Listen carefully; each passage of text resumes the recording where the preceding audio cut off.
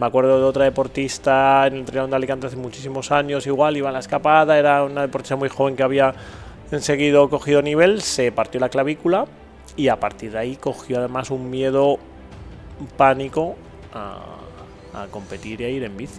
Siempre estamos, ante eso está el profesionalismo, o sea, tú eres profesional, te pagan para eso y debes estar mínimo al nivel X. Oye, ¿y cómo afrontas tú las clases de cuantificación en la universidad?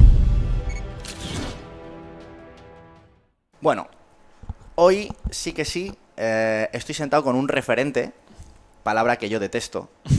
Odio esa palabra porque se prostituye muchísimo y en las redes sociales cualquier mindundi como yo de 30 años te llaman cosas que no somos.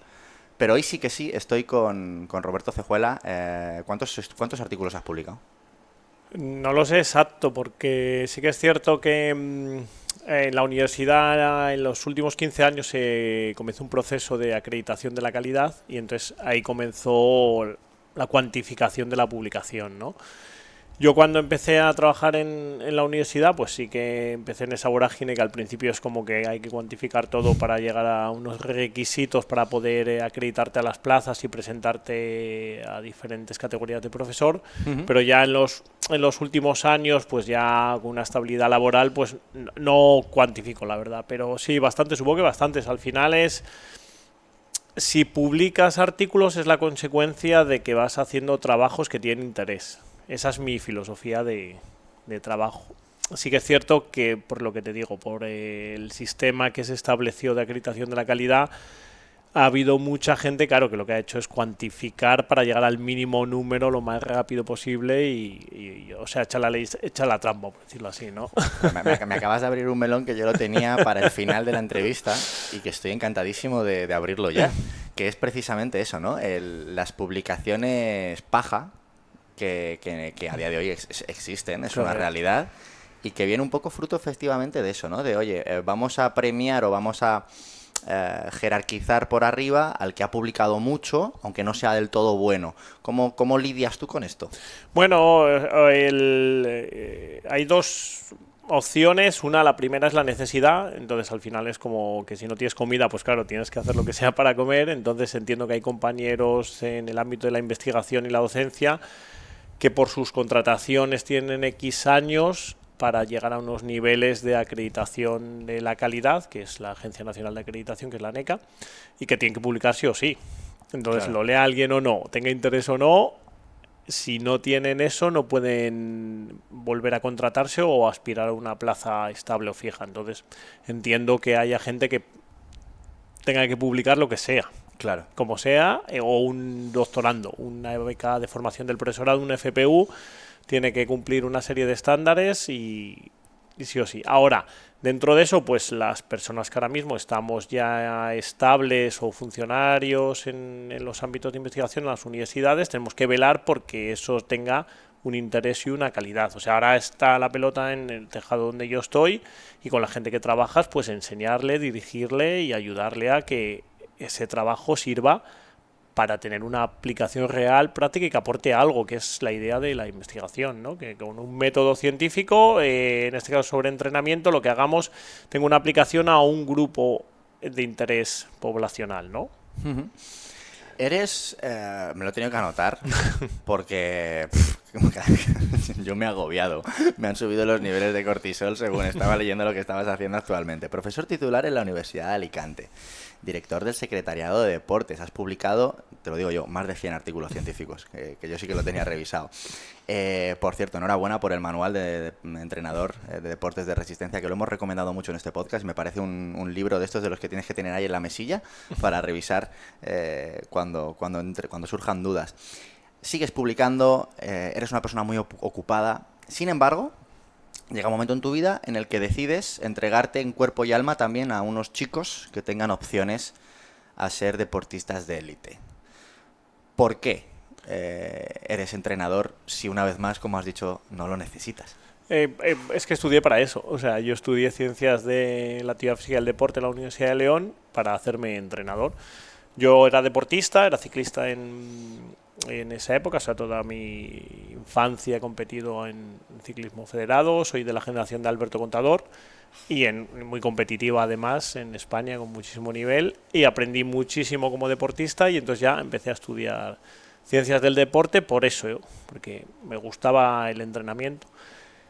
Entonces, las circunstancias de la vida también te van haciendo que a medida que te vas formando, pues se abrió la puerta de la universidad aquí en Alicante, que es donde estamos, pero yo desde primero amateur a luego ya estudiante empecé a ser entrenador. O sea que he entrenado los últimos 30 años Wow. de mi vida, y ahora sí que es cierto que tengo un grupo de deportistas muy definido en deportes de resistencia, sobre todo triatletas y atletas, y muy organizado en la Universidad de Alicante, pero digamos que ese proceso ha sido muy paulatino, ¿no? Como cualquier cosa en la vida, para llegar a ser muy óptimo, ¿no? O sea, a cada vez saber un poquito hacer mejor las cosas, y para eso pues la ciencia, sobre todo la docencia, pues te ayuda mucho al proceso de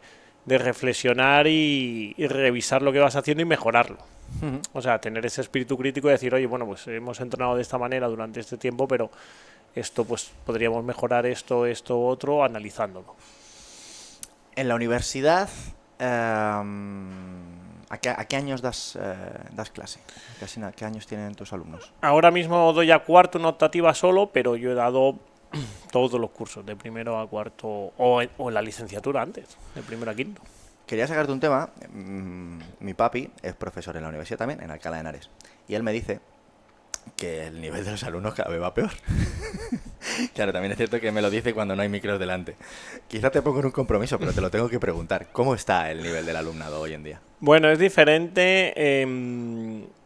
No es que sea menor ni peor, sino al final el alumno llega a la universidad a estudiar algo específico, en este caso ciencias del deporte, y evidentemente su nivel de conocimientos podríamos decir que es semejante siempre, o sea, bajo, evidentemente, porque tú llegas Claro. a estudiar algo específico, ¿no? Vienes de bachiller y sabes, bueno, está hablando de educación física, las asignaturas de biología, etc.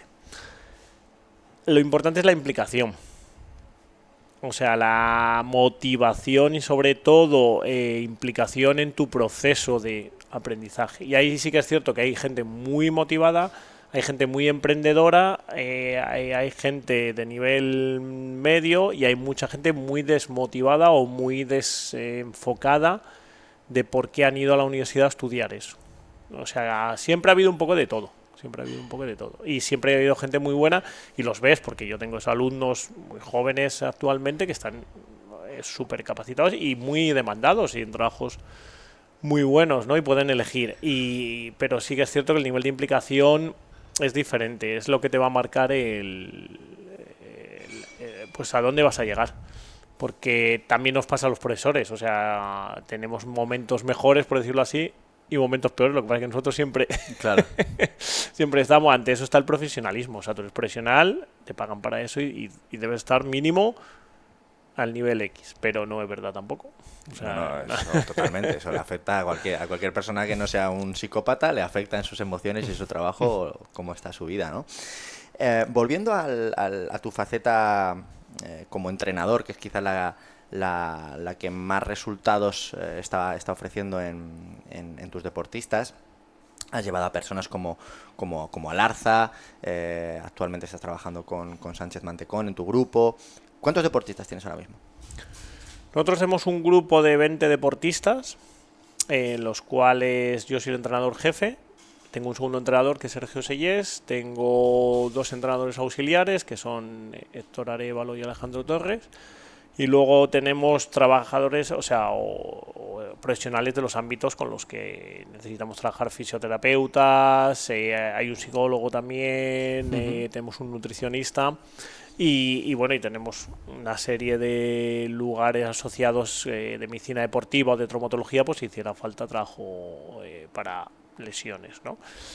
Entonces, luego ese grupo se distingue entre un grupo internacional de alto nivel, que ahí son 8 deportistas, que son con los que yo estoy el día a día, y el resto de deportistas son de nivel nacional, que están en vida universitaria, ¿no? Entrenan y estudian en la universidad.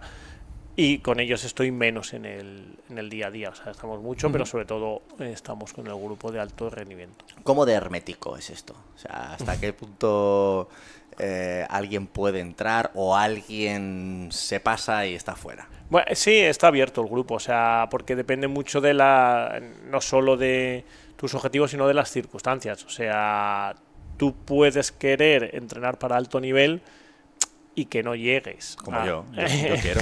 al nivel. Te lo iba a preguntar si me dejabas entrar. Bueno, puedes venir y vemos, porque claro, el nivel no lo marcamos nosotros, el nivel lo marca la competición. Claro.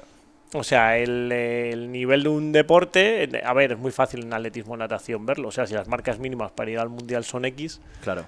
pues o las hacemos o nos quedamos a tanto, ¿no? Y eso es calculable. Entonces, nosotros, el grupo universitario, siempre tienen que ser universitarios de la Universidad de Alicante, o sea, alumnos, y evidentemente hay aproximadamente 4 años de proceso, porque son los años donde tú vas a estar estudiando. Y luego el grupo de alto rendimiento sí que es cierto que va a depender mucho del nivel que consigas alcanzar en un determinado tiempo que tú inviertas para llegar a una profesionalidad, que esa va a ser ya más económica, ¿no? O sea, si puedes vivir o no de lo que genera tu actividad deportiva, en este caso pues a nivel de sponsor, de premios, de becas, de federativo, o sea, eso te lo marca más el mercado, por decirlo así, con respecto a tu rendimiento. ¿Qué papel tiene vuestra palabra o vuestra, vamos a llamarlo, vuestra detección de talentos cuando surge un universitario, ¿no? que tiene opciones para pasar al primer grupo? O al revés, decir, oye, o al del primer grupo que le gusta más otras actividades que la del entrenamiento, ¿no? ¿Has tenido que marcar límites en ese sentido? Muchas veces hablamos de explicar la realidad, porque claro, tú por la tele puedes ver, no sé, las series mundiales de triatlón, que tú piensas que puedes llegar a estar allí, y luego hay que medir tu capacidad actual. Nosotros sabemos el nivel de rendimiento que hay bastantes datos para poder evaluarlo, y luego está tu capacidad de trabajo diario. Entonces la clave, la mayor importancia es tu capacidad de trabajo diario. O sea, cuánto te vas a implicar en tu rendimiento. O sea, vas a implicarte tu 100% de capacidad o cuánto de tu vida le quieres dedicar a eso. Entonces, si tu implicación ya no va a ser al 100%, aunque tuvieras el mejor consumo de oxígeno del mundo, no vas a llegar. Hostia, tío, pero mirar eso es complicado porque en el alto rendimiento, tú lo sabes mejor que nadie, la dedicación también se demuestra cuando no estás entrenando. Es decir, dedícate a descansar. Eso es. Dedícate a alimentarte como debes y dedícate a no meterte estímulos que te distraigan, ¿no? ¿Cómo gestionas toda esa parte? Porque tú no le puedes decir a un deportista, oye, elimina el Tinder. ¿O sí? A ver, el tema es que es un estilo de vida. El Tinder, dices. También. El Tinder también. Es un estilo de vida que ellos tienen que decidir hacer. Entonces, es que te tiene que gustar mucho. O sea, para ti eso tiene que ser más satisfactorio que el Tinder. O más satisfactorio que tomar una cerveza el jueves o ir a las novatadas, etc. Entonces, eso yo lo observo más que decirlo. Claro. O sea, yo te observo, te aconsejo, pero tú decides qué hacer con tu vida. Entonces, ya te digo, hay muchísimas más personas que serían capaces de hacer actividades, o en este caso deporte de alto rendimiento, pero no quieren hacer esa implicación, que no es ni malo ni bueno, es una decisión de qué hacer con tu vida. ¿Sabes? Entonces la discoteca está llena de posibles campeones olímpicos, sí. Tal cual. Está llena. Esa frase me la guardo. Claro, pero nunca lo serán porque no quieren serlo, porque no quieren trabajar el 100% de su tiempo en eso. Claro. Y no es malo, no pasa nada, pero de es hecho, la realidad. De hecho, puede ser incluso hasta bueno para ciertas personas que no se pongan ahí. Correcto. O sea, que una cualidad fundamental en deporte de resistencia es tu implicación con la tarea, ¿no? Pez Marí, lo conocí, es un psicólogo de alto rendimiento del CAR de Sant Cugat. Él hace una pirámide para llegar al alto rendimiento, donde explica que hay una fase fundamental, en este caso es la tercera, donde pese a que todos los deportistas son buenos ahí, hay gente que tiene más o menos compromiso consigo mismo.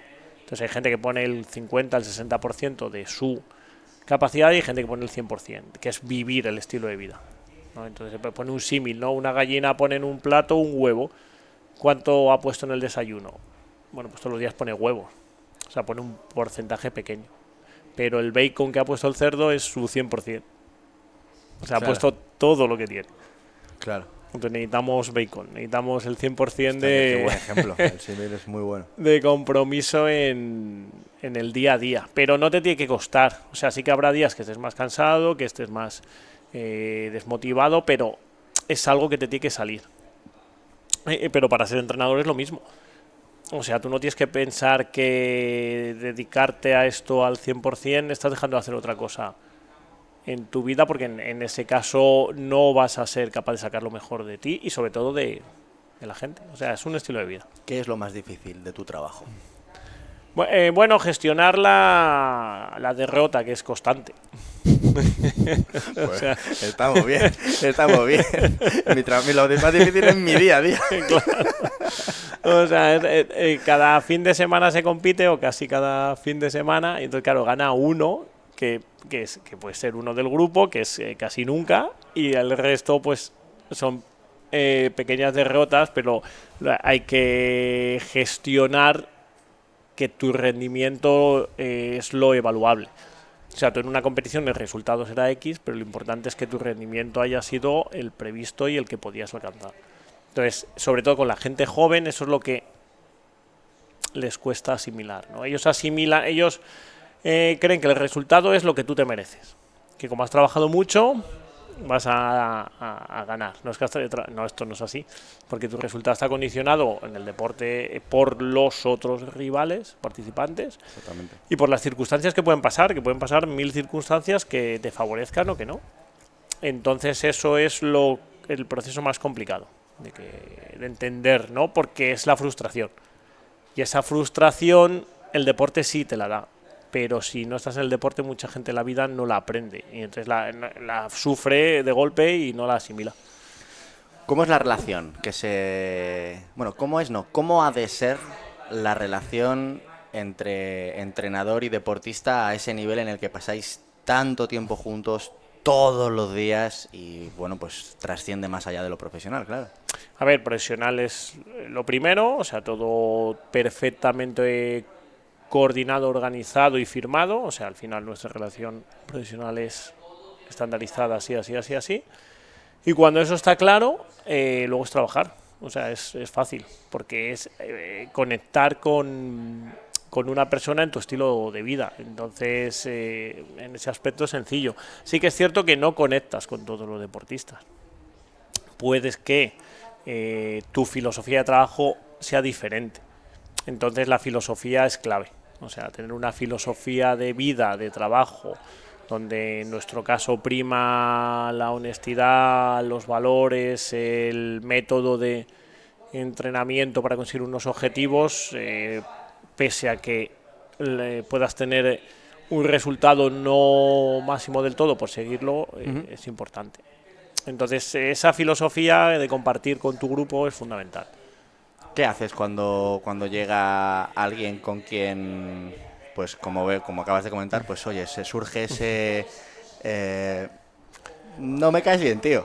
Claro, bueno, al final es el día a día. Yo gestiono el grupo intentando no tanto que se caigan bien, sino que todo el mundo tenga claro su rol. Claro. Si el grupo ya está tan definido que si hay algo que no encaja, pues a final de temporada habitualmente, pues ese deportista pues no continúa en el grupo, no solo porque el deportista tiene otra forma de ver las cosas, sino porque el mismo grupo está tan unido, por decirlo así, que ya es complicado que encaje, ¿no? Y, o sea, es un proceso natural, digamos, ¿no? Las cosas salen solas ahí, ¿no? Sí, no hay... Como entrenador, ¿cuáles son las principales áreas que afrontas tú de forma directa? No con el equipo, sino tú directamente, ¿de qué te encargas con tus deportistas? Bueno, son fundamentalmente el día a día. O sea, yo programo el entrenamiento de forma, primero en la temporada y luego los periodos de cada uno de los deportistas. y lo ejecuto. O sea, estoy en el día a día constantemente con ellos, en el grupo de máximo nivel. En el grupo nacional, que colaboro con el resto de los deportistas, con los entrenadores, programo el entrenamiento en los periodos, organizamos las cargas y luego son los entrenadores los que están en el día a día y luego hay un feedback, ¿no? Se retroalimenta para ver si hay que modificar, si hay que añadir, etc. Pero yo estoy a pie de pista, digamos, del trabajo de todas las sesiones y modifico muchas partes de las sesiones en función de la fatiga o del objetivo de la sesión o de la fatiga que arrastramos de otra competición, de las condiciones meteorológicas, etc. O sea, en el alto rendimiento hay que estar la clave, como en muchos trabajos, es estar en el día a día para hacer lo que en ese momento haya que hacer y cambiar. ¿Cómo decides? Porque yo a veces he soñado, ¿no? He lucubrado con decir, ¿qué haría cierta persona en esta situación? Y yo me he puesto en alguna situación en tu papel, en el momento en el que yo estoy prescribiendo a mis deportistas o estoy junto a mi equipo decidiendo qué modelo o qué estrategia utilizar con un deportista concreto. Y coño, ahora te veo a ti y digo, ¿cómo te echas tú a tu mochila y no a la del resto la decisión de hacer una cosa, hacer otra, sabiendo el gran impacto que puede tener no solo en marca, sino en la vida primero del deportista y en este caso pues en el resultado de un país, tu decisión? ¿Cómo gestionas tú eso? Bueno, es que es mi responsabilidad, o sea, dentro de mi profesionalidad cabe esa necesidad de gestionarlo y eso es con la experiencia, o sea, con la experiencia vas viendo patrones, ya sea en deportistas, ya sea en comportamientos, en dinámicas fisiológicas, físicas o de rendimiento que se van dando y se van repitiendo. Entonces tú vas aprendiendo de eso que va sucediendo. Es cierto que te vas actualizando con conocimientos que van saliendo, porque muchas veces gira todo en torno a lo mismo y tienes que decidir y esa es responsabilidad mía, si hay que hacer 3 series más o tenemos que descansar un día o tenemos que bajar de altitud 4 días antes o tenemos que hacer el viaje el mismo día y bueno, tienes que asumirlo y también tienes que asumir que evidentemente te basas en unas evidencias para conseguir eso. La clave también es que el deportista confíe ciegamente en tu decisión. Donde mayor vienen los problemas es cuando no hay esa confianza. Cuando no hay esa confianza pasa mucho con deportistas y entrenadores que entrenan no por decisión propia, sino por las circunstancias. O sea, cuando tú te contrata un equipo, al deportista y al entrenador, Claro. pero no es el deportista el que ha contratado al entrenador, Ostras, es verdad. ahí hay mucho más problema de desconfianza o falta de feeling. Entonces a mí los deportistas vienen a contratarme ellos directamente, por lo tanto confían en mí ciegamente. El momento que ese proceso por H o por B se resquebraja, pues claro, la confianza merma y entonces empiezan todas esas dificultades que es desconfiar de lo que vamos a hacer. Y eso, aunque físicamente sea lo perfecto, como ya psicológicamente ya empieza a crear una duda, pues el rendimiento siempre va a ser peor. Entonces es muy importante que esas decisiones, la persona que las tome, en este caso yo, el deportista esté absolutamente convencido que eso es lo mejor para él o para ella del mundo. Y cuando no está ese proceso es donde vienen muchos más fallos. ¿Cómo gestionas los egos de los deportistas? Bueno, aquí tienen ego, pero es un ego rebajado, porque como les cuesta tanto llegar a los resultados, saben lo que vale el esfuerzo, ¿no? Y entonces su ego es mucho más rebajado que, no sé, que deportistas a lo mejor que pueden ser de fútbol o de baloncesto, de deportes que sí que entrenan, pero la calidad les marca mucho el nivel de rendimiento. Aquí saben lo que cuesta llegar a ganar una Copa del Mundo o hacer una medalla en serie mundial, lo han visto desde pequeños en el grupo, entonces están bastante rebajados, por decirlo así. Yo es que me imagino a estos 8 deportistas, ¿no? que has comentado que están en ese grupo internacional. Si uno destaca sobre el resto, uno o una, a ese es al que le van a pedir las fotos el domingo en el sábado que viene en Pontevedra, ¿no? A ese es al que le van a gritar. ¿Y eso los demás, cómo eso es una pelea en la que tú te metes o no te afecta? No, o sea, fuera del grupo, no. En el día a día, como somos muy normales, o sea, uno puede venir de ganar el Campeonato de España, pero es que viene a entrenar y entrena con 3 que son top 10 en Serie Mundial. Entonces, Ya. su mérito está muy bien, pero... Agachan las orejas. Claro. Entonces eso Ya. ayuda, ya te digo, a que no...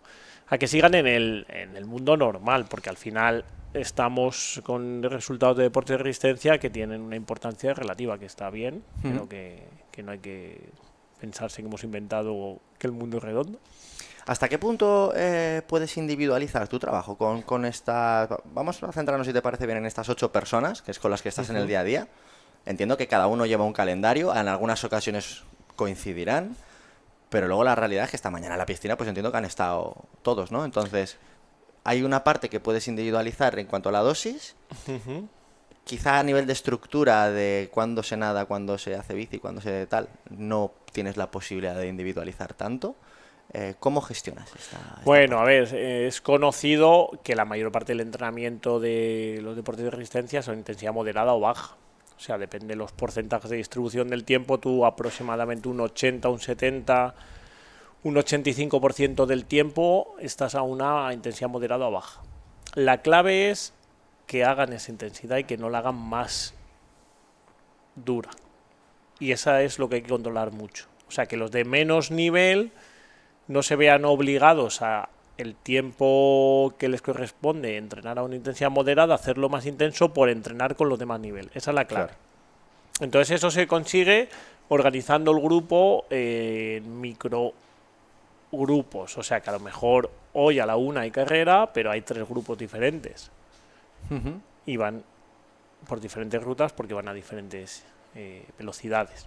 En la piscina, bueno, pues puedes tener 2, 3, 4, 6 calles y lo mismo, organizas las tareas y les pones unas intensidades. Y en ciclismo lo mismo, o sea, son 8, pero no salen siempre los 8 juntos en grupo. Y esa evita mucha parte de fatiga excesiva. Y luego en las series o el trabajo más intenso, pues es con la misma filosofía. Tú tienes una distancia de trabajo en la piscina y evidentemente no harán todos 4x400, porque nosotros lo que calculamos es el tiempo de movimiento. O sea, tú tienes que hacer hoy 16 minutos en consumo, el otro tiene que hacer 8 minutos y el otro tiene que hacer 12 minutos. Y en función de eso organizas la distancia y a lo mejor se están ayudando en eso, porque uno hace 300 metros, el otro hace 200 y el otro hace 100. Y eso es lo más importante de la organización, el saber qué dosis dentro de la organización social del grupo le corresponde a cada uno. No es algo exacto, porque evidentemente no hay dosis respuesta a nivel científico que te diga exactamente qué adaptaciones vas a generar, pero sí en un entorno porcentual calculado sabemos lo que le queremos dar a cada deportista.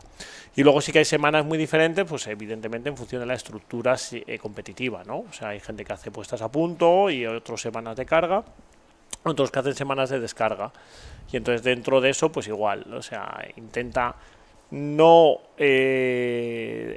hacer sesiones juntos cuando estás en una semana de descarga o de puesta a punto con uno que está en una semana de carga.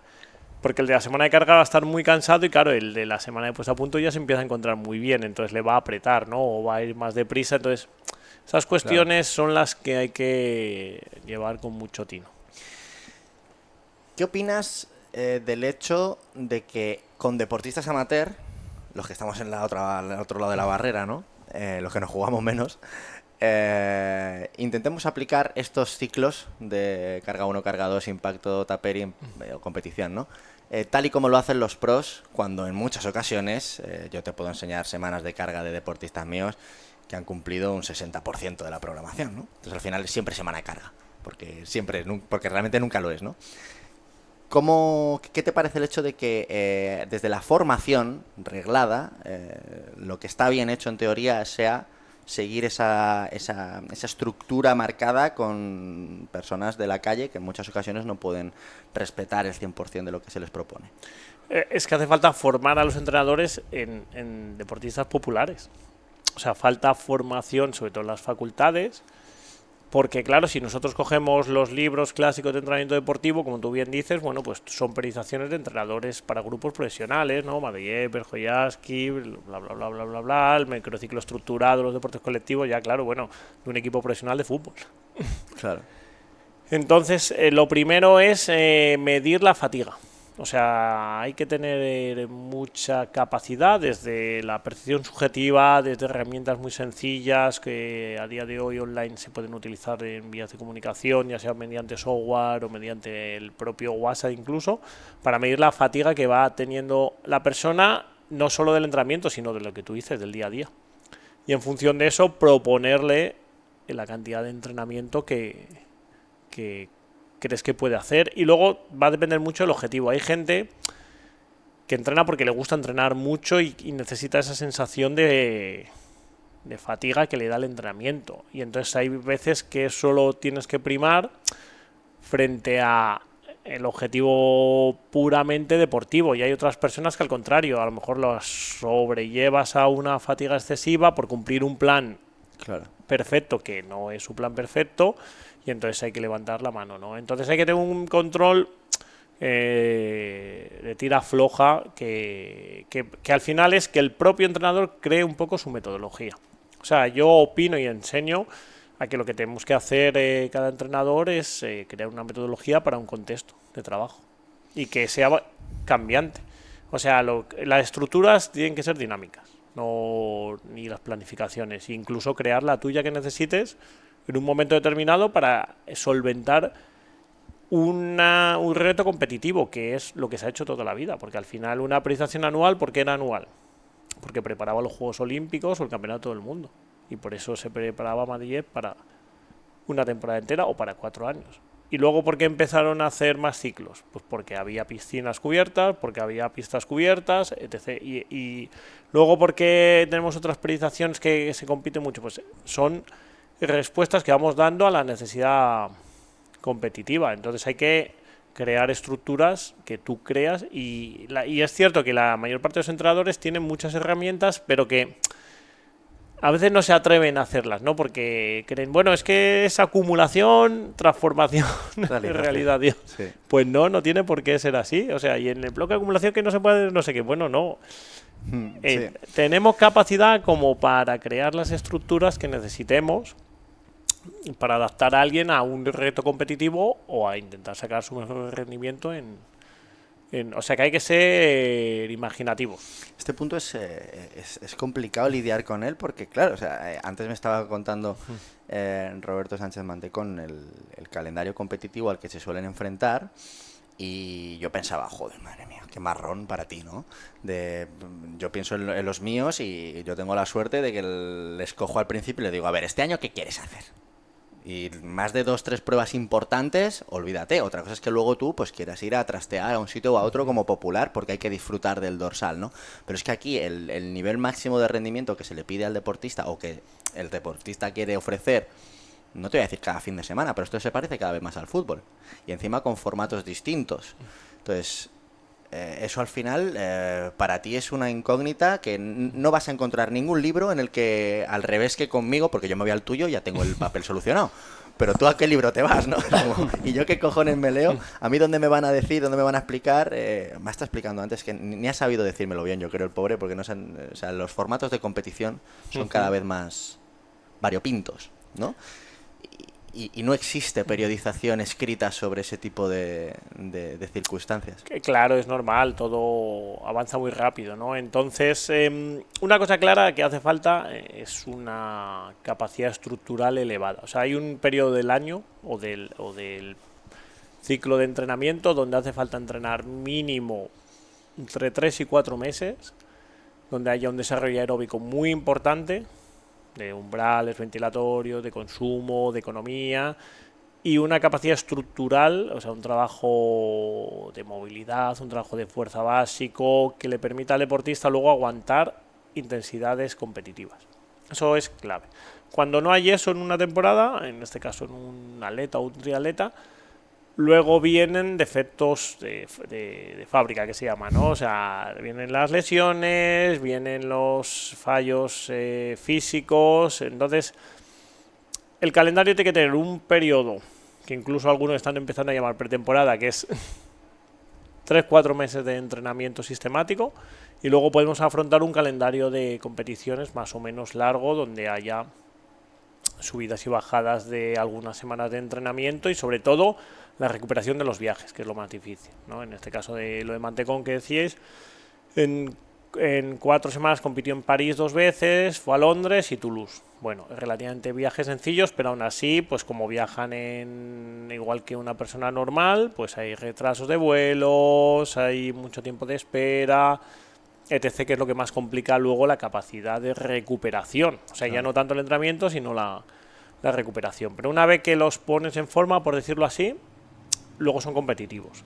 Luego es importante también saber a dónde los pones en forma. O sea, hay gente que por mucho que quieras, ahora mismo no puedes ponerla a nivel de Super League. A nivel de Super League o de series mundiales top 15, top 20, hay 30 personas en el mundo que pueden alcanzarlo a día de hoy. Entonces, otra cosa es que tú digas, pues tengo un deportista que a lo mejor en 5 años trabajando podría llegar ahí. Entonces planteas otro trabajo. ¿Qué necesitas? Más tiempo. Necesitas más tiempo de estructuras de trabajo y necesitas darle también más tiempo entre objetivos competitivos. Entonces te puedes plantear otros objetivos que son campeonatos nacionales, campeonatos internacionales de categorías, junior, sub-23. Entonces esa es la clave, ¿no? O sea, periodo de entrenamiento y periodo de competición donde lo vas a poner a punto. Y cuántas semanas, pero también para los populares igual. O sea, cuántas semanas vas a darte para preparar una maratón o una media maratón y respetando esas estructuras, más o menos va a estar en forma. Luego el resultado, pues ya lo decimos, estará condicionado por contra quién vais a competir, ¿no? ¿En qué momento te levantas un día y no sé cómo fue, me encantaría saber si hay alguna anécdota por ahí, y dices, esto de la cuantificación no está bien planteado, me voy a inventar un sistema y nacen los ecos, ¿no? ¿Cómo surge esto? ¿Qué necesidad había de complicarse tanto la vida? Pues fíjate, eso viene de la unión del entrenamiento y la posibilidad que te da la universidad de conocer a gente, ¿no? O sea, la universidad, una cosa buena, más allá de las clases, muchas veces decimos, es que los 4 años o 5 de carrera, a la mitad, como que no me ha servido para nada. Ya, pero al contrario, te abre muchas puertas y mucha gente interesante de conocer, ¿no? Entonces yo a través de la universidad conocí a Jonathan Esteve, que era entonces profesor en la Universidad Europea de Madrid, ahora está en México ya desde hace años trabajando, pero él trabajaba en la Europea de Madrid. Entonces coincidimos en unas charlas aquí en la Universidad de Alicante, a través de otro profesor, Alfonso Jiménez, que era del ámbito de más de la salud y de la calidad de vida y demás, pero al conocernos a los dos nos dijo, os voy a presentar porque tenéis cosas en común. Y fue así. Entonces Jonathan trabajaba en Madrid con corredores populares, con también una escuela de triatlón de adultos que había empezado y demás, y tenía mucho interés en desarrollar un método específico para triatlón, cosa que yo también compartía, y entonces haciendo una sinergia, pues en el 2010 nos pusimos a trabajar juntos. Y sobre todo la anécdota es que en un puente de la Constitución en su casa en Madrid nos encerramos, o mejor dicho, me encerró él en su casa y lo terminamos de rematar, los ecos.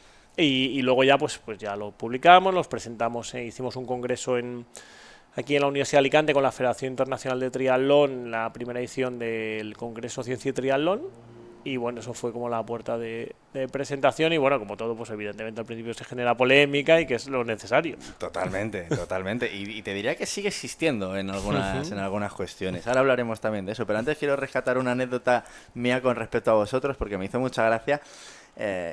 ¿Conoces la novela esta de la trilogía Carmen Mola, que son 3 hombres que escriben bajo el seudónimo de Carmen Mola? Pues a mí me pasó algo similar con vosotros y con Ortega y Gasset. Yo pensaba que Ortega y Gasset eran 2 personas. Cuando estudiaba filosofía en el colegio, pensaba que Ortega y Gasset eran 2 personas. Y vosotros pensabais que eras una. Yo pensaba que erais Cejuela y Esteve Lanao. Y era como, luego dije, hostia, que son 2. Esto ya... Eso es bueno y eso quiere decir que tenemos mucha complicidad. Total, y es total. verdad. Porque vemos, eso es lo que te habla de las filosofías. Tenemos una filosofía de trabajo parecida, compartimos muchos valores de cómo vemos el entrenamiento. Jonathan venía más del mundo del atletismo, yo venía más del mundo del ciclismo y luego del triatlón y ya te digo, compartimos una forma de ver el entrenamiento que nos dejaba muchas dudas a responder, ¿no? Y una de ellas era cuánto valen los entrenamientos, ¿no? O sea, sobre todo en deportes donde tienes, como es el triatlón, diferentes movimientos, claro, el tiempo no vale lo mismo. O sea, el daño muscular que genera un entreno de natación no vale lo mismo que un entrenamiento de carrera a pie. Y las densidades o las pausas que hay son muy diferentes y entonces un montón de preguntas quedaban abiertas y responder. Y es cierto que el estado de la duda es complejo, ¿no? Como decía Voltaire, o sea...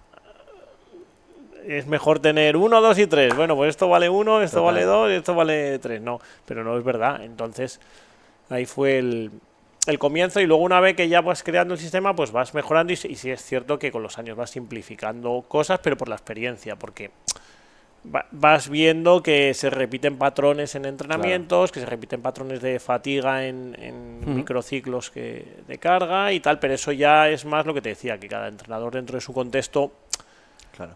puede ir haciendo, porque claro, Jonathan ahora que vive en México, en una ciudad con muchísimo calor y humedad, Mérida, pues claro, el estrés que se provoca ahí el entrenamiento tiene unas peculiaridades muy diferentes, o cuando vamos a altitud a Sierra Nevada, que entrenamos a diferentes altitudes y dormimos a una altitud X, hay muchos patrones de fatiga que tú vas viendo que se comparten. Que eso luego vale un 20% más, un 25%, ya es lo discutible, ¿no? Ponerle un número, pero claro, si no le pones un número, no puedes medir siempre igual de mal. Y estás despreciando variables que son importantes. Claro, y no puedes comparar. Claro. Que es lo que te da de decir, vale, mi percepción es esta, pero el dato es este. Y entre las dos cosas, pues... ¿Qué dirías que aporta el modelo de los ecos con respecto al el resto de opciones que tenemos los entrenadores cuando nos ponemos a trabajar? Bueno, el Training Stress Score, el TSS, es muy simple y para ciclismo yo lo utilizaría porque además se pensó y se ideó para eso, también en el 2011 lo sacaron, pero claro, obvia el factor ejercicio, el factor muscular, o sea, tú te cuantificas exactamente igual todos los demás sistemas, la natación, la bici, la carrera, el remo, lo que hagas, y eso es de sobra conocido que el gasto energético es diferente en el mismo tiempo, la misma intensidad. Si tú estás pedaleando o si estás corriendo, el daño muscular es diferente. El gasto cognitivo de mantener el movimiento, el esfuerzo técnico, también es diferente. O sea, cualquiera que haya nadado y que esté trabajando la natación entiende que el gasto con respecto al ciclismo es mucho mayor, ¿no? Entonces, los ecos tienen en cuenta esas constantes y además está abierto a meter otros factores.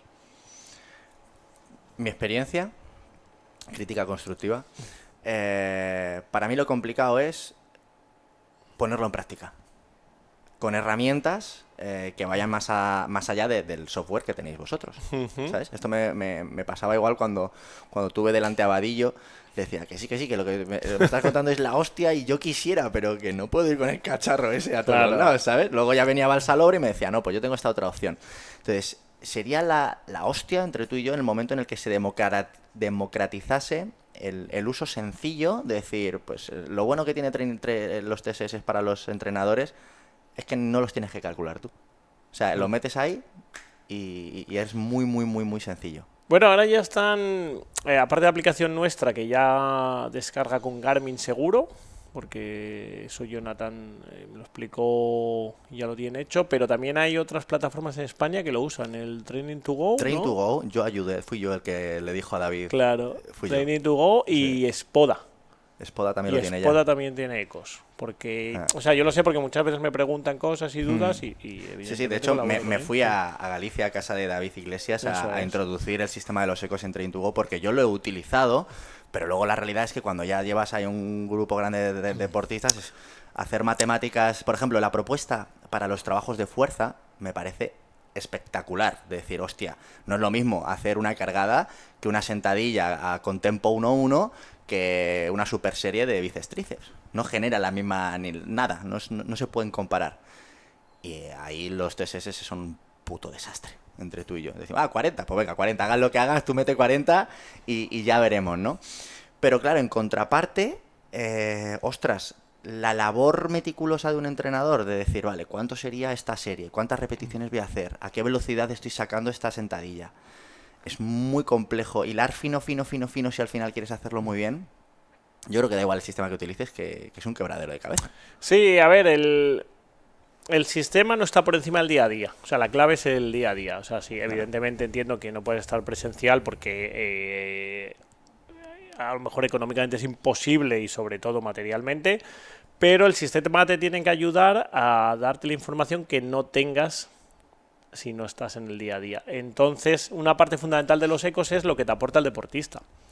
Entonces, ya sea la plataforma que sea, evidentemente desde un Excel al software que sea, es muy importante que él valore de forma subjetiva las sesiones y que a la hora de introducir el tiempo en zona, el triangule entre su percepción de zona y el valor de frecuencia cardíaca, si es el caso, o de potencia o de velocidad. Y para mí esa flexibilidad de zonas es fundamental, porque sabemos de sobra que las zonas de entrenamiento no son reales. O sea, hoy hacemos un test metabólico y determinamos unas intensidades con potencia, con velocidad, con vatios, y mañana es diferente debido al estado de fatiga, debido al descanso, debido a todo el estrés que pueda sufrir desde el externo térmico hasta el interior. Entonces esa flexibilidad te la dan los ecos. Mientras que si solo usas una variable como indicador de zona, ya sea vatios, ya sea frecuencia cardíaca en los TRIN, ya sea RP en el índice de carga, ya está muerto, porque esa variable va a variar muchísimo. Entonces, por eso yo los ecos me gusta mucho, porque te da esa introducción del deportista en la implicación del entrenamiento. Ahora, hay que educar. O sea, es un proceso inicial costoso porque, como tú bien dices, es un poco complejo al principio. Pero teniéndolo con flexibilidad, yo creo, vamos, para mí evidentemente es el mejor sistema. Hombre, lo has inventado tú, faltaría más. La mejor mujer es la del vecino, no jodas. Que sea la tuya mínimo. Claro. Oye, ¿y cómo afrontas tú las clases de cuantificación en la universidad? Porque yo digo, joder, a mí me hubiera encantado que me dieras tú esa asignatura, al menos esa parte, ¿no? Pero... ¿explicas los otros? Sí. ¿Le prestas atención? Sí, porque va de lo más... Al principio era como muy sistemático, como preparé la charla del 2011 del Congreso y era, bueno, de lo que está súper validado, porque claro, eran expertos mundiales, ¿no? Y yo era muy, muy joven entonces y era como, me van a comer. Y entonces, claro, expliqué, bueno, esto es lo bueno y ahora vamos...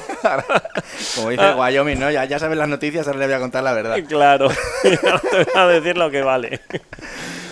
Y bueno, al principio empezaba pues eso, muy sistemático, de lo conocido, y luego ya te vas dando cuenta que al final todos los métodos es cierto que empezaron un poco igual. Fue una propuesta y evidentemente todas las propuestas tienen críticas, pero ahora lo explico más desde cómo funciona el cuerpo humano. O sea, qué pasa cuando tú haces diferentes entrenamientos para luego explicar el método y ver que te ayudas a saber lo que ha podido pasar. Entonces tú haces un entrenamiento, imagínate, continuo en progresión, un fartlek, ¿no? Sí.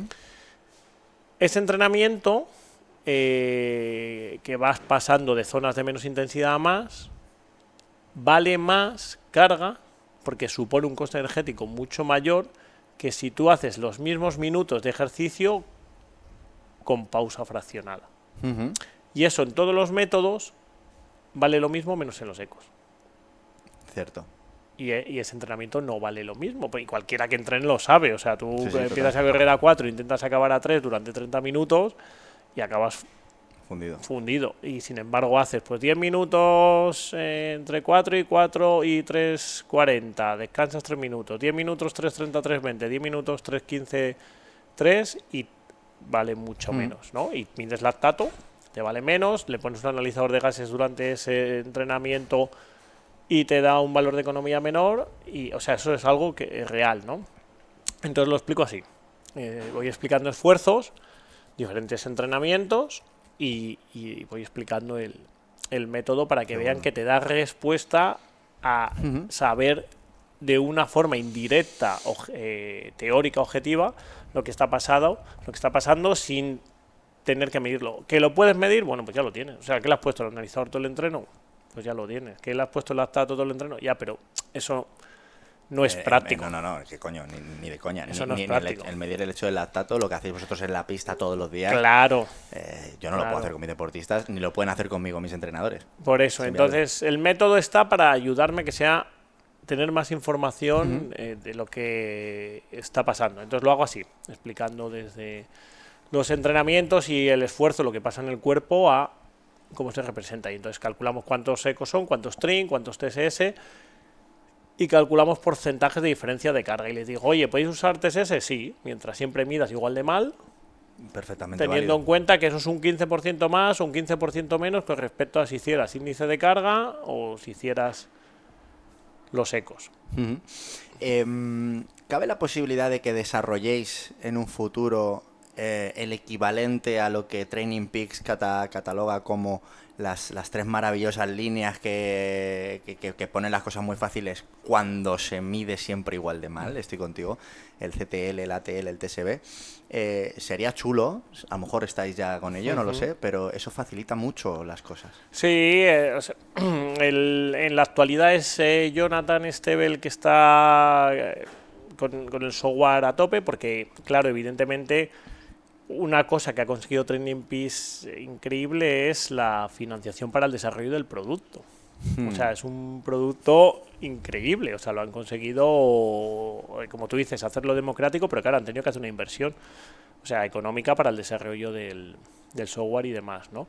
Entonces, Jonathan es el que trabaja en ese aspecto y en ese ámbito, desarrolló el software propio y ha sido trabajando en ello, y sé que en eso siempre va a haber, pero más lento, porque al final el sistema All in Your Mind es un sistema de entrenamiento y la cuantificación es una ayuda al sistema de entrenamiento. No es el sistema de cuantificación única y exclusivo como es Training Peaks y la venta del software. O sea, digamos, son productos a un nivel diferente, ¿no? Pero, o sea, Jonathan está en eso, pero seguro que a lo mejor alguien lo desarrolla también, No lo sé, pero ¿sabes? O sea, seguro que puede haber gente, porque igual que hablamos de estos dos software que han ido desarrollando, seguro que hay, pero, o sea, es una buena idea. Joder, sería bueno porque me consta, yo pregunto mucho a los entrenadores con los que me junto cómo lo haces, cómo trabajas tú con tus deportistas, qué es lo que más te gusta aquí, lo que menos. Y una de las cosas que me llega es eso que, en parte no es que me guste esto que te voy a decir, pero me ha llegado, ¿no? Entrenadores con menos formación son capaces de hacer un buen trabajo sin saber por qué, gracias a estas cuestiones, ¿no? Bueno, pues mientras no le dejen menos 30 de TSB no se va a lesionar. No tienes ni idea de por qué, pero la realidad es que no se te lesiona, ¿no? Entonces, bueno, pues yo creo que podría facilitar la complejidad del sistema, que es un sistema complejo, la podría aterrizar a entrenadores más neófitos o que estén empezando. Seguro. Creo que sería una buena alternativa. ¿Cuál ha sido tu momento más emocionante y más bonito como entrenador?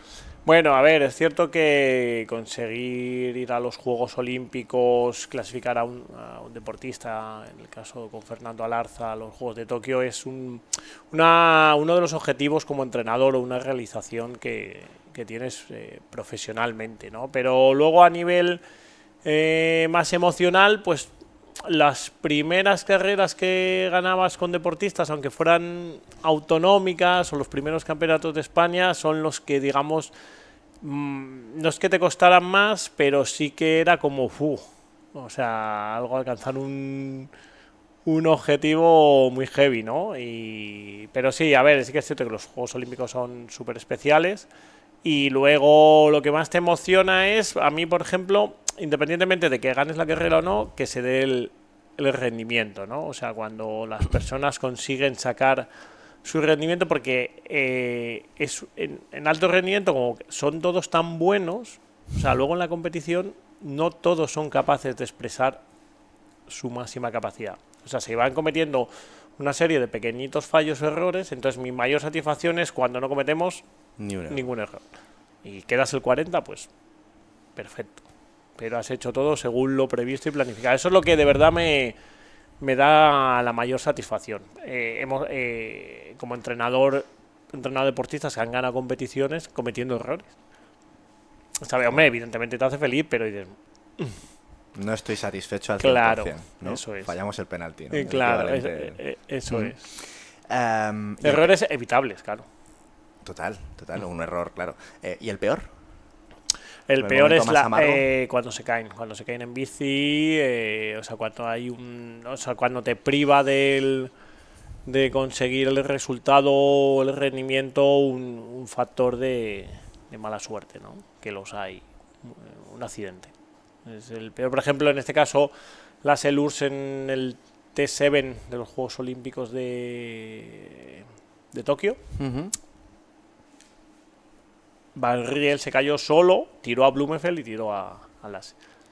Lasse se jugaba la clasificación directa para los Juegos Olímpicos del año siguiente. Y estaba en el primer grupo con 20 personas que tenía que hacer todo 8, con muchas posibilidades de hacerlo. Cuando otro comete el error y tira a un deportista claro, tuyo, eso es ¿no te dan ganas de ir y matarlo? Claro, eso es lo que más me frustra. Es que te reventaba la cabeza. Claro, así... sí, ahí nos reventó el objetivo. Y al final no fue a los juegos de... Es que hay tanto trabajo. Claro. Tantos días. Bueno, todo es que es... Correcto. Entonces eso es lo que sí es que... el deporte, ¿eh? Es lo más injusto que existe. Bueno, es como la vida, ¿no? O sea, es como la vida. Entonces esa es la frustración, pues, que tienes que aprender a manejar tú, pero sobre todo con el deportista. Porque claro, el deportista, o sea, si tú estás mal, imagínate el deportista como se queda, ¿no? Y eso aplicado a todos los niveles. Me acuerdo de otra deportista en el Triatlón de Alicante hace muchísimos años, igual, iba a la escapada, era una deportista muy joven que había enseguida cogido nivel, se partió la clavícula y a partir de ahí cogió además un miedo, un pánico a competir y a ir en bici. O sea que además ese golpe le frustró su carrera deportiva. Examen rápido. Si no tuviera la posibilidad de llevar a mis deportistas a una competición, ¿cómo podría valorar? ¿Cómo valorarías tú natación, ciclismo, carrera y fuerza? Nosotros hacemos dos cosas. Uno, evaluar el rendimiento para entrenar y evaluar el rendimiento para competir. Cuando buscamos la evaluación de zonas de entrenamiento es a principio de la preparación. Entonces hacemos 3 tests, uno de bici, otro de natación, otro de carrera. Natación 7x200 cada 5 minutos de Sweeteman y Atkinson con lactato. Que un poco puedes adaptar la distancia al tiempo. Tienes que tener un tiempo de trabajo entre 2 y 3 minutos aprox. Y progresivo en velocidad. El último escalón el máximo y de ahí vas haciendo, en este caso, 4 segundos más lento cada uno. Y nada, y a partir de ahí pues sacas el perfil de lactato y le sacas las zonas. Y luego esto lo repetimos a los 2 meses. Aprox. Y entonces medimos su potencial aeróbico o su potencia aeróbica, como ha mejorado supuestamente, que lo normal es que mejoren todos, evidentemente. En ciclismo, cada 12 segundos, 5 vatios. Cada 12... Ah, vale, un incremental. Eso es, un incremental con análisis de gases. Y en la carrera a pie en la pista, cada 200 metros, 0,3 kilómetros por hora. O sea, un Monreal parecido. Sí, parecido a Monreal. Lo puedes hacer en tapiz cada 30 segundos también, 0,3 kilómetros por hora. Y entonces eso, ya te digo, nos da la potencia aeróbica, que es lo que evaluamos en las zonas al principio de los periodos de entrenamiento, y calculamos unos porcentajes de mejora objetivo para cada uno de los deportistas. Y luego, una vez que ya van a ir empezando a competir, lo que te da la información son los datos de la competición, pues con la potencia de ciclismo y de carrera a pie, que usamos acelerómetros para estimarla, con el rendimiento de natación y con el software, el WKO5, vamos analizando qué rendimiento han tenido y también qué otros rendimientos ha habido para saber a dónde tenemos que llegar. Entonces ya te lo marca la competición lo que te falta para llegar a esos rendimientos, ¿no? Entonces las evaluaciones, digamos, de principio de temporada son más inespecíficas porque son evaluaciones puntuales de potencia aeróbica en este caso de triatlón, de un segmento, y luego ya son evaluaciones globales de la competición para cada uno de los deportistas en sus perfiles. ¿Crees que tendría opciones un entrenador de élites sin datos? ¿A la vieja usanza? Compitiendo contra gente que usa datos, ¿eh? Bueno, hay gente que, digamos que sus fuentes de información siguen siendo solo subjetivas. Todavía hay entrenadores en triatlón, en atletismo muchísimos. Hay mucha En old school en ahí. ciclismo ya no. En ciclismo sí que ha cambiado porque antes no había entrenadores y ahora es como todo el software. Claro. Y en atletismo sí, en atletismo hay muchísimos entrenadores de vieja escuela que su fuente de información es solo subjetiva. Sí, a ver, al final también lo más importante es el deportista, que el deportista tenga la capacidad de entrenar y las capacidades de desarrollo de los atributos. Entonces, el sistema de entrenamiento acertará más o menos o alargará su vida deportiva más o conseguirá tener más éxitos puntuales, ¿no? Yo creo que es lo que te da la metodología, ¿no? O sea, que el que tiene capacidad de ganar, ganará más veces, y el que tiene capacidad de hacer el décimo se acercará más veces al décimo, y el que tiene capacidad de hacer el 20 se acercará más veces al 20, y de la otra manera pues se lesionará mucho más, porque claro, si fuerzas la máquina y no tienes información, pues Claro. lo puedes lesionar mucho más, y sobre todo las carreras deportivas se acortan mucho más porque la gente al final pues se termina en términos de quemando, ¿no? Muchas veces por no conseguir objetivos Claro. que son más planificables. ¿Y la fuerza? ¿Cómo la valoráis? Bueno, nosotros dentro de la cuantificación de la carga de entrenamiento la metemos con los ecos, y luego trabajamos en el día a día con las aplicaciones móviles o con encoder con la velocidad de ejecución. Sobre todo nos interesa que, como yo digo con mi compañero Sergio Seyes, que es con quien trabajamos la fuerza no te va a dar ganar la competición, pero sí te va a dar entrenar más para ganar la competición. O sea que sí que hay que entrenar la fuerza siempre. Entonces, hay una valoración inicial de los deportistas de movilidad, estabilidad, o sea, de articulaciones que necesitan más o menos movilidad o más o menos estabilidad para ver cómo está ese deportista, y a partir de ahí se hace un perfil individual de trabajo de ejercicios y de cantidad de ejercicios que necesita hacer, ¿no? Y ahí sí que es muy diverso. O sea, hay gente con mucha capacidad aeróbica que necesita mucho trabajo de movilidad y de fuerza básica, y hay otros con una capacidad aeróbica limitada que tienen que son robles, pero claro, tu capacidad aeróbica, que es lo más importante, está limitada. Entonces ahí sí que hay un trabajo mucho más individual, aunque es más fácil de hacer porque como todos estamos en la sala de musculación, de ejercicios, pues no tardas nada en tú esto, tú lo otro. ¿Introducís ejercicios de halterofilia a todos los deportistas porque sabéis que les va a venir bien, o solamente a aquellos que motrizmente no son cojos? No, todos, porque te mejora la coordinación. O sea, entonces la coordinación es base motora. Entonces, independientemente que luego hagas más o menos trabajo de fuerza específico, sobre todo tienes que mejorar tu coordinación, las cargadas arrancadas. O sea, si no eres capaz de hacerlo y eres joven, tienes que conseguir desarrollarlo. Qué bueno. Tengo una última pregunta para ti. Me hubiera encantado que cuando salí de la universidad y me metí a un máster y salí del máster y me metí a otro y salí de ese, y ya fue como lo que comentábamos antes, ¿no? De, oye, ¿en qué momento voy a empezar a devolverle dinero a mis padres? Que era como, me estoy arruinando. ¿Qué consejo le podríamos lanzar o que le podrías lanzar a un entrenador que con toda su formación técnica sale a la calle y se da cuenta de que ganarse la confianza de alguien para que te pague, para que le entrenes, pues no va de vatios ni de perfil de potencia crítica? Empieza a trabajar ya. O sea, primero, si puedes, si no estás entrenando, deberías estar ya trabajando en cualquier cosa con respecto al entrenamiento. O sea, mi capacidad de tener más experiencia ha sido porque desde que dejé de montar en bici, fui entrenador del equipo de juveniles donde era yo ciclista. ¿Sabía entrenar? No tenía ni idea. Pero ya en el año 2000, Esto lo pienso sacar en por el todos año lados. 2001 ya empecé a entrenar a ciclistas, claro. Pero ¿era el mejor preparador que había? Sí, porque antes no había. No tenía ni idea y era el mejor. Claro. Imagínate ahora que sé. Claro. O sea, no había nadie en el equipo, quiero decir. Entonces, claro, fui el primer preparador de ciclismo que había en ese equipo de juveniles. Entonces, hay que empezar a trabajar. Entonces, entrenando, se aprende a entrenar.